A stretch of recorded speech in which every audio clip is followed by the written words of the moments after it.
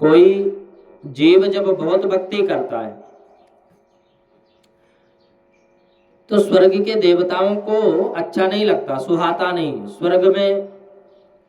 स्वर्ग के देवता ऐसा मानते हैं कि ये बहुत ज्यादा भक्ति करेगा तो हमारे सिर पर पैर रखकर प्रभु के धाम को जाएगा, भगवान के श्री चरणारविंद में ये पहुंच जाएगा। तो इसलिए देवता भी कई बार जब ज्यादा कोई भक्ति करता है ना तो उसके कुछ ना कुछ कारण लगा ही देते हैं, चाहे उत्पन्न कर दे काम का, चाहे उत्पन्न करे क्रोध, या चाहे कुछ भी उत्पन्न कर देते हैं, लोभ, कुछ भी उत्पन्न कर देते हैं। इसलिए देवताओं से बचना है। और कोई भी हम कार्य करते हैं उससे पहले शांति पाठ करते हैं, सब देवताओं को शांत करते हैं, क्योंकि इनको अच्छा नहीं लगता। तुमसे कोई हल्का मनुष्य हो, अधिक कमाई करके बड़ा बंगला खड़ा करे तो तुम्हारा हृदय सिकुड़ता है अथवा जलता है, बुरा लगता है। परंतु मनु महाराज कि हम कल कथा श्रवण कर रहे थे कि मनु महाराज और शतरूपा लालचों के वश में नहीं हुए, तनिक भी विचलित नहीं हुए। शरीर अस्थि पंजर बन गया था, हाड़ एक एक हड्डी दिखना प्रारंभ हो गई थी, फिर भी स्वयं के व्रत में अचल नित्य निरंतर रहे। तब करुणानिधि परमात्मा ने कृपा करके उनको दर्शन दिया और परमात्मा के दर्शन होने से मनु दंपति देह शुद्ध भूल गए और भगवान के चरणों में गिर पड़े। प्रभु ने प्रसन्न होकर उनको मस्तक पर हाथ फेरा और वरदान मांगने को कहा। तो मनु महाराज ने मांगा, बोले कि दान शिरोमणि कृपा निधि, नाथ कहूं सति भाव, चाहूं तुम ही समान सुत, प्रभु सन कवन दुराव। कृपा निधि, आपसे क्या छिपाऊं, मेरी आपके जैसे पुत्र की इच्छा है। रानी शतरूपा ने भी यही याचना की। प्रभु ने कहा कि मेरे समान तो दूसरा कौन है, मैं ही हूं, इसलिए मैं ही तुम्हारे घर में पुत्र रूप में अवतार धारण करूंगा। आप सरिस खोजऊं कहां जाऊं, मैं अपने जैसे कहां खोजने जाऊं, कौन है। नृप तब तनय हो मैं आई, आप सरिस खोजऊं कहां जाई, नृप तब तनय हो मैं आई। मनु शतरूपा उसके बाद दशरथ और कौशल्या के रूप में जन्म हुआ इनका, और इनको दिया हुआ वचन सत्य करने के लिए परमात्मा श्री राम रूप में उनके पुत्र होकर अवतरित हुए। भगवान शंकर माता पार्वती से कहते हैं कि प्रभु के अवतार के कारण अनेक हैं, वे एक से एक विचित्र हैं। राम जन्म के हेतु अनेका, राम जन्म का अनेक, राम अवतार का अनेक हेतु है, अनेक कारण है। परम विचित्र एक ते एका, एक से बढ़कर एक है। कलप कलप प्रभु, कलप कलप प्रति प्रभु अवतरहि, चारु चरित नाना विध करहि। प्रत्येक कल्प में परमात्मा लीला करने के लिए अवतार धारण करते हैं। और एक कल्प में ऐसा भी हुआ कि नारद जी ने क्रोध में आदि नारायण परमात्मा को श्राप दे डाला। और उस श्राप को सत्य करने के लिए प्रभु श्री राम प्रकट हुए। परमात्मा को नारद जी का श्राप लगा। पार्वती माता को बहुत आश्चर्य हुआ कि नारद जी महाराज तो महान वैष्णव हैं और वो वैष्णव होकर के ठाकुर जी को श्राप देते हैं। तो पार्वती ने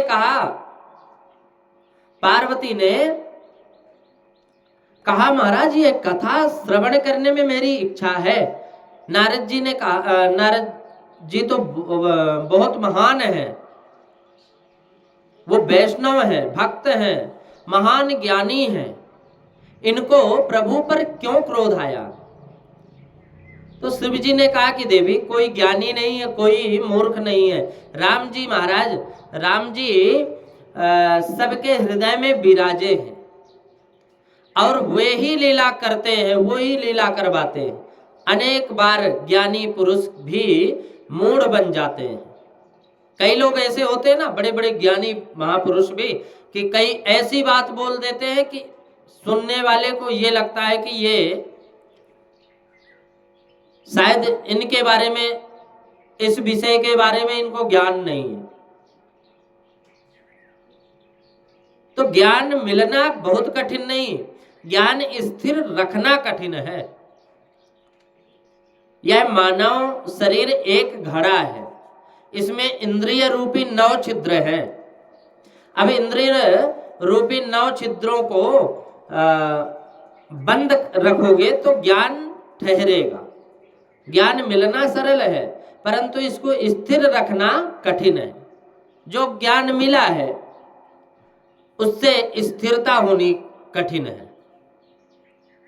ज्ञान हुए पीछे वासनाओं का नाश नहीं हो तो ज्ञान दृढ़ होता नहीं। फिर ज्ञान को दृढ़ करने के लिए वासना का नाश करना बहुत आवश्यक है। मन वासनाओं में फंसा हुआ है, अब विषयों के पीछे भटकता है। अंतर में ज्ञान दीप प्रकट हुए पीछे भी मन इंद्रिय रूपी दरवाजे को खोल देता है। फिर उसमें से एक विषय रूपी पवन घूमता है और ज्ञान दीप की को बुझा देता है। पवन मतलब हवा घूमती है, फिर वो ज्ञान दीप को बुझा देता है। फिर क्या करते हैं कि छल बल कल बल छल करि जहीं समीपा, कल बल छल करि जाहि समीपा, अंचल बात बुझा वही दीपा।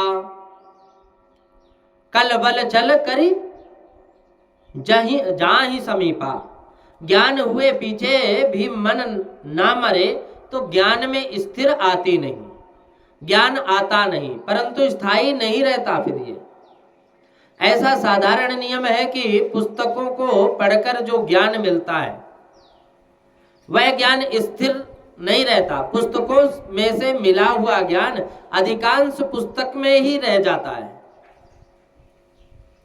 बहुतों को तो जीभ पर ही रहता है परंतु जीवन में उदारता नहीं आती। जो ज्ञान पुस्तकों में रहता है वह किसी काम का नहीं। पुस्तक में ज्ञान,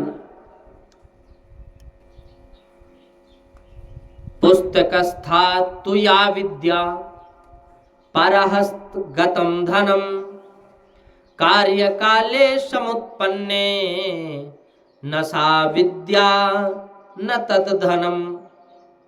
जो ज्ञान पुस्तकों में रहता है वह किसी काम का नहीं है। अपना जो ज्ञान धन दूसरे के हाथ में है, अपना जो धन दूसरे के हाथ में है वो धन भी काम नहीं आता। आवश्यक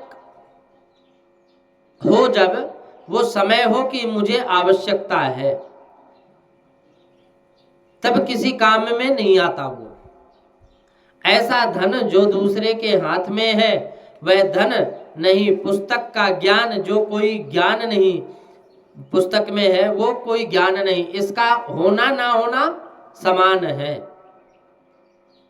ज्ञान जीवन में उतरे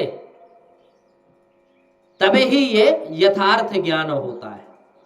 पुस्तक के पीछे पड़े वह विद्वान और प्रभु प्रेम में परमात्मा के पीछे पड़े वह संत है। पुस्तक के पीछे पड़े वह विद्वान है और प्रभु के पीछे पड़े वो संत है। विद्वान शास्त्र के पीछे दौड़ता है जबकि शास्त्र संत के पीछे दौड़ता है। शास्त्र को पढ़कर जो बोलता है वह विद्वान है और प्रभु को रिझाने के लिए प्रभु प्रेम में पागल होकर जो बोलता है वह संत है। संत अंदर की पोथी बांचकर प्रभु प्रेरणा से बोलता है और संत को ज्ञान प्रभु कृपा से होता है।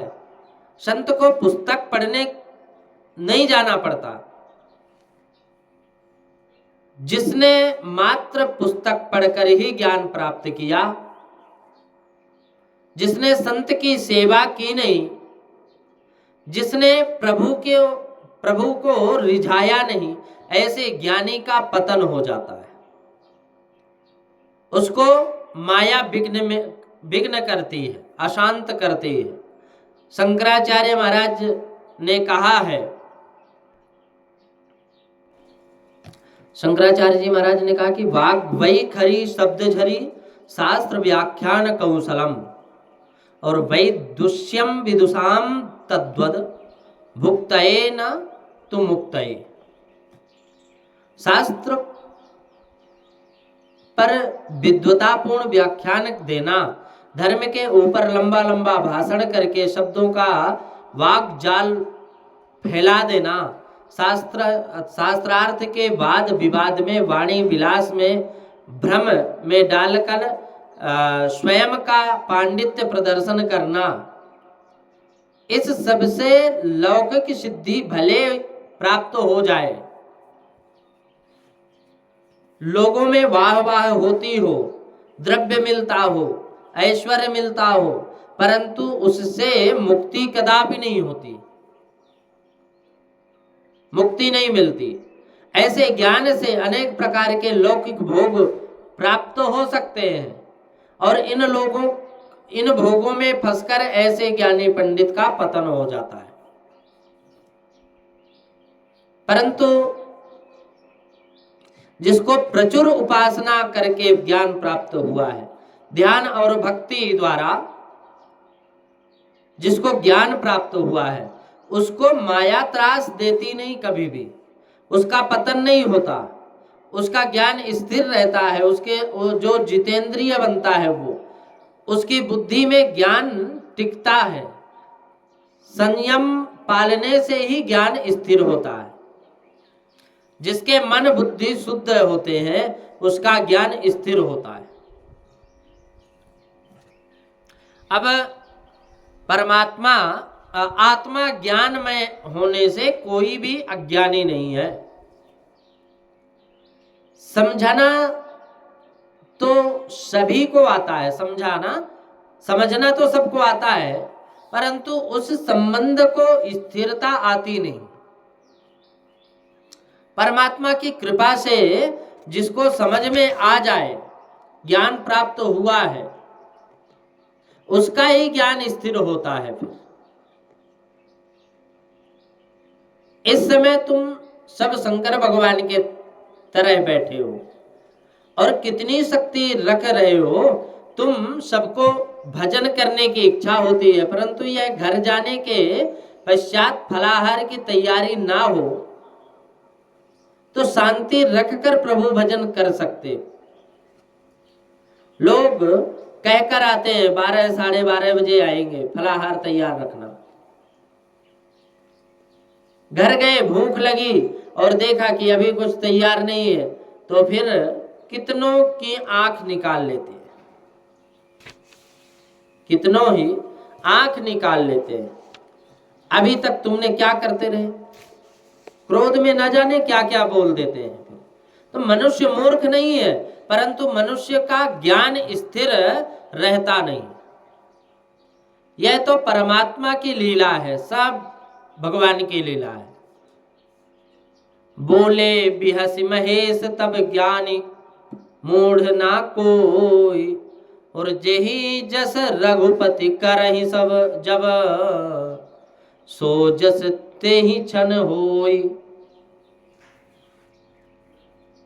कोई ज्ञानी नहीं है, कोई मूर्ख नहीं है। राम जी जैसी लीला करना चाहते हैं वैसा होता है। नारद जी महान ज्ञानी है, भक्ति संप्रदाय के आचार्य हैं, महान वैष्णव हैं, परंतु प्रभु को ऐसी लीला करनी थी, इसलिए नारद जी को क्रोध आ गया। और क्रोध में इन्होंने परमात्मा को श्राप दे दिया। भगवान शंकर पार्वती माँ को यह दिव्य कथा सुना रहे हैं। एक बार ऐसा हुआ कि नारद जी घूमते घूमते हिमालय पर आए। अब गंगा का किनारा है, पवित्र शांत दिव्य भूमि है, तो नारद जी को बहुत आनंद हुआ कि यह भूमि अति सात्विक है, इस भूमि में मैं परमात्मा का ध्यान करूंगा। जो कार्य हुआ हो उस कार्य के सूक्ष्म परमाणु उस भूमि में भ्रमण करते हैं। तो गृहस्थ के घर में काम है कि वासना के परमाणु घूमते रहते हैं, पाप के परमाणु फिरते रहते हैं, और जहां ममता होती है वहां विषमता होती है। जहां ममता होती है वहां विषमता होती ही है, और गृहस्थ के घर में विषमता का पाप है। तो गृहस्थ का घर भोग भूमि है। भोग भूमि में भक्ति नहीं बढ़ती।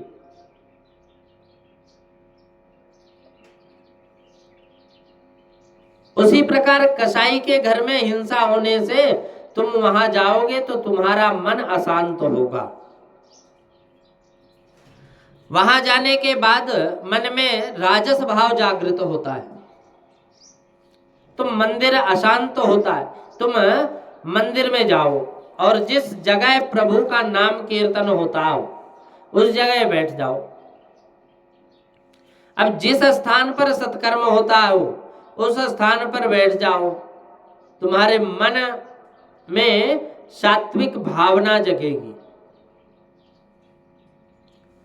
दिव्य भूमि देखकर नारद जी के मन में भक्ति वर्धित हुई और गंगा के किनारे नारद जी परमात्मा का ध्यान करने बैठ गए। आदि नारायण भगवान का ध्यान करने बैठ गए। तो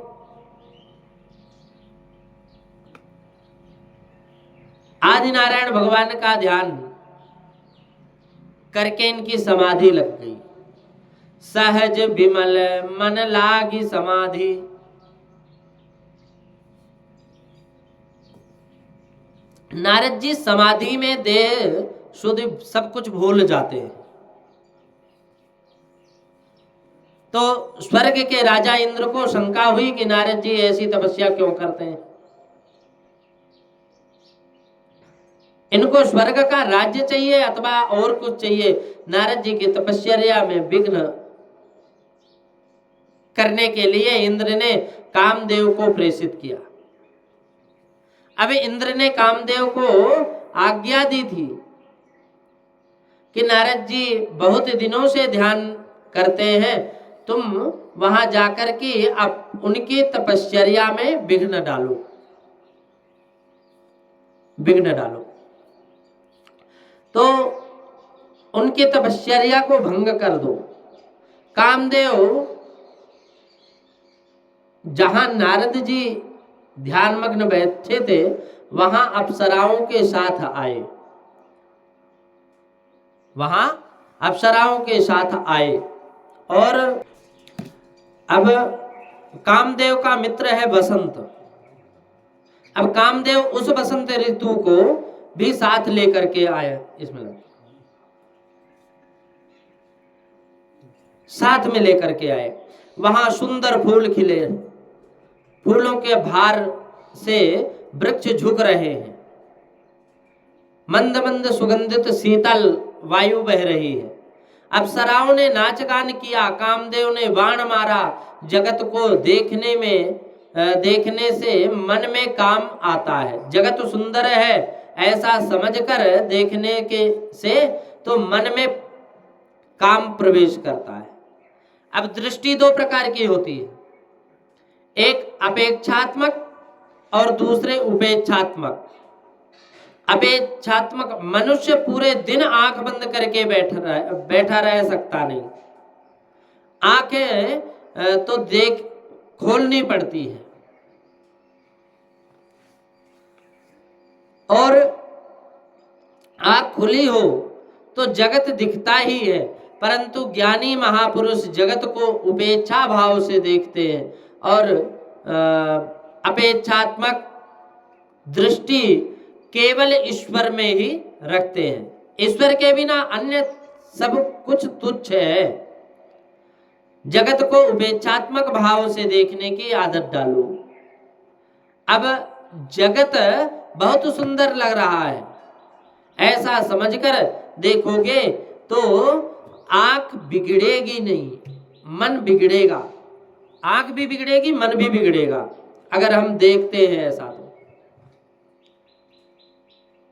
हमारे अंदर भी भाव आएगा ना कि यह सुंदर जगत जिसने बनाया है वह परमात्मा है और ठाकुर जी अति सुंदर है। यह जगत सुंदर है।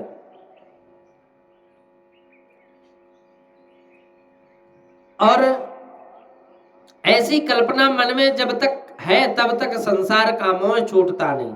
संसार की प्रत्येक वस्तु में माया रखी है और माया के कारण वह सुंदर लगती है और इसी कारण उसके प्रति मोह होता है। सौंदर्य वह दिखता नहीं, सौंदर्य आंख में है और उसका आरोप मनुष्य वस्तु में करता है। मनुष्य वस्तु में करता है। अब जिसकी आंख में काम है उसे संसार में सुंदरता लगती है और जिसको संसार में आंख में काम नहीं वो संसार सौंदर्य उसको लगता ही नहीं। सुंदर तो एक ही है, कौन है? श्री राम है। श्री राम की सुंदरता को लेकर जगत सुंदर दिखता है। जिसको संसार में सुंदरता अच्छी लगती है, जिसको संसार के विषयों में मोह होता है, उसका मन संसार में फंसता है और वह परमात्मा की भक्ति नहीं करता, संसार ही की भक्ति करता है। वह राम में मन लगाए, संसार के पदार्थ में जिस प्रकार मन लगाया हुआ है उसी रीति से राम जी के शरीर में लगाए भक्ति, शरीर राम जी के श्री चरणों में लगाए मन को, तो भक्ति फिर जागृत होती है। इसलिए हमेशा भक्ति भगवान श्री राम जी के चरणों में ध्यान लगाना चाहिए, तो भक्ति फिर जागृत होती है। नारद जी महान संत हैं, महान वैष्णव हैं, महान भक्त हैं, निर्विकार हैं, काम विजयी हैं नारद जी। नारद जी आंख खोल कर देखते हैं परंतु वे सबको उपेक्षात्मक दृष्टि से देखते हैं, परमात्मा का सतत स्मरण करते हैं। नारद जी के मन में थोड़ा भी विकार आता ऐसा कहीं लिखा नहीं। कामदेव ने बहुत प्रयत्न किया, कई बाण चलाए, तब भी नारद जी निर्विकार रहे। कामदेव को नारद जी की शक्ति का विश्वास हो गया। अप्सराओं सहित कामदेव नारद जी का बार बार वंदन करता है और उनकी खूब प्रशंसा करता है। वंदन करके कामदेव स्वर्ग में इंद्र की सभा में जाता है, नारद जी के वहीं प्रशंसा करता है। तो सुनकर सबको आश्चर्य होता है। नारद जी काम पर तो विजय प्राप्त करते हैं, परंतु नारद जी के मन में सूक्ष्म अभिमान आ जाता है।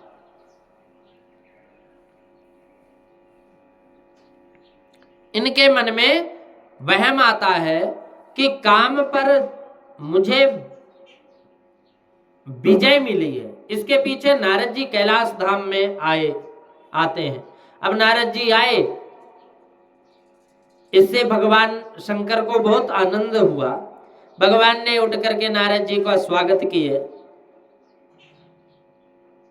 भगवान भोलेनाथ नारद जी का स्वागत किए, आसन दिया और कहा कि बहुत दिनों के बाद आए हो, आज कहाँ थे? अब तक आप कहाँ थे? इतने दिन तो बहुत दिनों के बाद आए हो, आज इस बार तो अभी कहाँ थे? नारद जी ने कहा कि महाराज मैं तो हिमालय में ध्यान करने बैठा था, समाधि में मन स्थिर करके परमात्मा का चिंतन कर रहा था। भगवान ने कहा बहुत अच्छा किया, बहुत अच्छा किया। परमात्मा का ध्यान करना ही महान पुण्य है। तुम दान दो, यात्रा करो, उससे मन शुद्ध होता नहीं, मन शुद्ध प्रभु का ध्यान करने से होता है। आप ध्यान में तन्मय हुए, यह बहुत सुंदर बात है।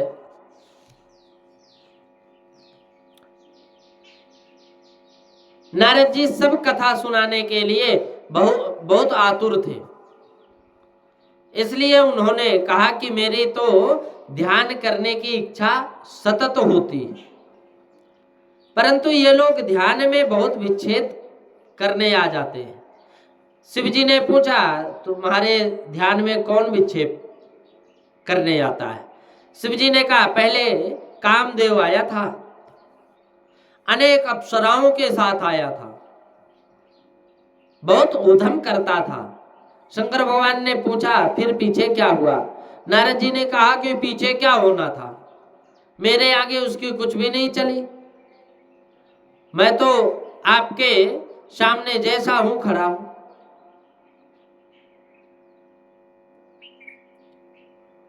उसने अनेक प्रकार के हाथ पांव से मेरे मन को चंचल करने का प्रयत्न किया, परंतु महाराज मैं तो निर्विकार रहा, बेचारा जैसा आया था वैसा ही वापस चला गया।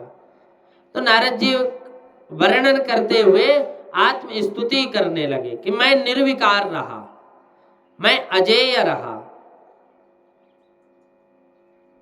मैं अजेय रहा।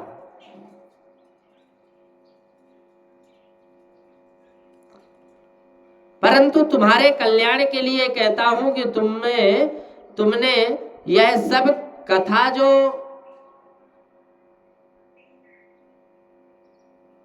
यहां पे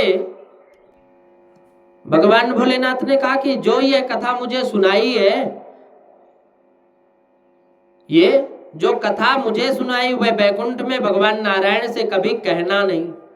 कदाचित परमात्मा तुमसे पूछे फिर भी कहना नहीं। नारद जी को भगवान भोलेनाथ कहते हैं, समझाते हैं। नारद जी के कल्याण के लिए शिव भगवान भोलेनाथ ने सुंदर उपदेश किया, परंतु नारद जी को तो यह अच्छा नहीं लगा।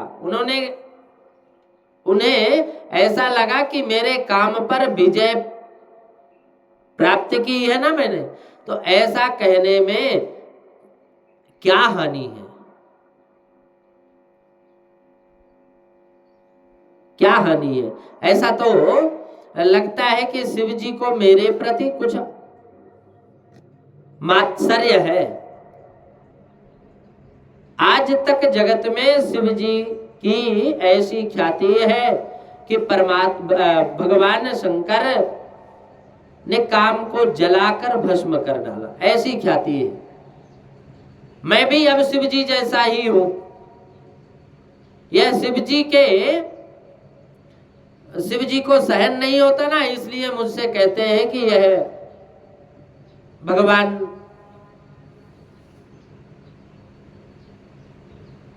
के पास जाओगे तो वहां मत कहना, ठाकुर जी को मत कहना। लेकिन नारद जी कहते हैं कि सत्य कहने में क्या बाधा है। जीव का ऐसा स्वभाव है कि जो काम करने को मना करो उसे वह पहले करता है।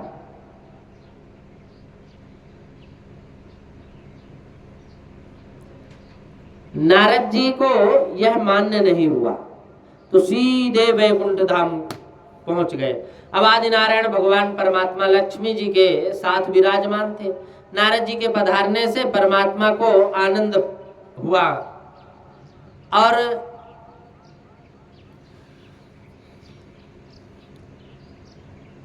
शिव जी ने नारद जी को परामर्श दिया था कि वैकुंठ में जाकर नारायण से कभी मत कहना कि मैंने काम को जीता है। लेकिन नारद जी सबसे पहले भगवान आदि नारायण से जैसे वैकुंठ धाम में गए, वैकुंठ में आदि नारायण भगवान लक्ष्मी के साथ विराजमान थे और भगवान शंकर ने काम को जलाकर भस्म किया है। मैं भी शिवजी जैसा ही हूं, मन में विचार करते हैं नारद जी।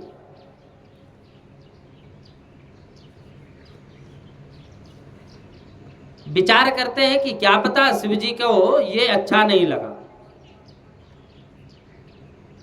शिवजी को ये अच्छा नहीं लगा। नारद जी मन में विचार करते हैं, इसलिए शिव जी कहते हैं कि बताना मत। लेकिन नारायण आदि नारायण के पास पहुंचे, लक्ष्मी जी के साथ आदि नारायण भगवान विराजमान थे। नारद जी के पधारने से परमात्मा को आनंद हुआ। नारद जी से कहा, आज तो बहुत दिनों के बाद दिखाई दिए, कहाँ थे? तो नारद जी ने कहा, महाराज मैं तो ध्यान करने बैठा था, शिव जी ने निषेध किया था, फिर भी नारद जी ने अपनी कथा आरंभ कर दी। बोले हिमालय में गंगा किनारे में आपका ध्यान करता था, वहां लोग बहुत विक्षेप करते हैं। इंद्र राजा ने कामदेव को वहां भेजा था। प्रभु ने पूछा फिर क्या हुआ? नारद जी ने कहा कि फिर क्या होना था, जो होना था हुआ। उन लोगों की कुछ चली नहीं, बहुत हाव भाव दिखाए, मेरे मन को चंचल करने का बहुत प्रयत्न किया, लेकिन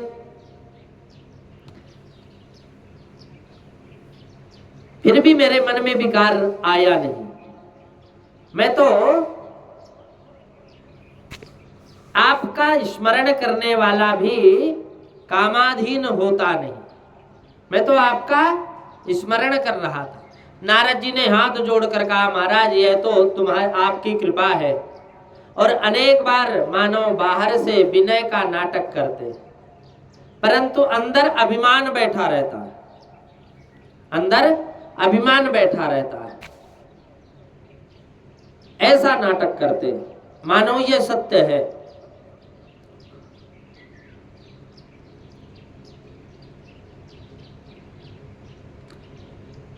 नारद जी ने हाथ जोड़कर कहा, महाराज यह तो आपकी कृपा है। इस जीव के पास अभिमान करने योग्य कोई चीज नहीं, फिर भी जीव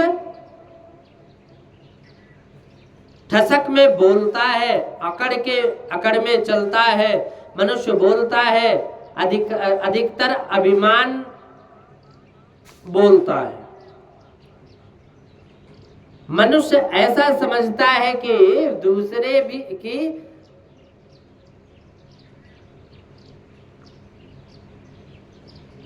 अपेक्षा अधिक चतुर हूं। मनुष्य यही सोचता है कि मैं सामने वाले की अपेक्षा ज्यादा चतुर हूं, ज्यादा होशियार हूं। नारद जी भगवान के सामने गए और नारद जी भगवान को कहना प्रारंभ कर दिए कि हमने काम को जीता है।